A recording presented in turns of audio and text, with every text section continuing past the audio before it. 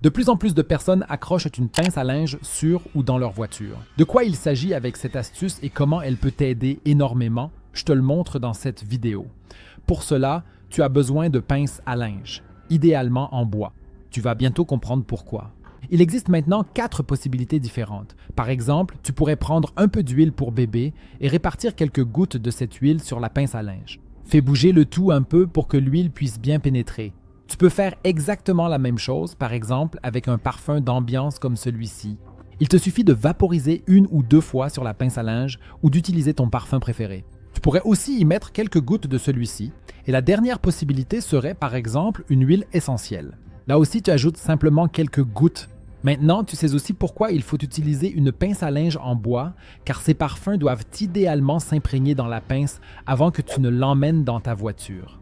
Il existe de nombreuses façons différentes de l'utiliser. Par exemple, tu pourrais en glisser une ou plusieurs dans les grilles d'aération de ta voiture, comme tu peux le voir ici. L'avantage, c'est que lorsque tu allumes le chauffage ou la climatisation, tu fais en sorte que le parfum se diffuse dans toute ta voiture. Au lieu de les mettre ici, tu peux aussi les placer à un endroit un peu plus discret. Par exemple, sur la portière du côté passager ou sur des ceintures de sécurité totalement inutilisées. Tu as aussi, par exemple, la possibilité de la placer sur le pare-soleil.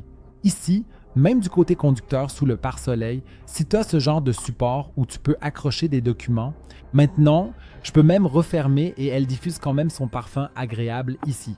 Et il existe vraiment de nombreuses façons différentes de l'utiliser dans la voiture. Si tu veux maintenant découvrir d'autres astuces incroyablement géniales pour la voiture, clique sur la vidéo que tu vois maintenant à l'écran.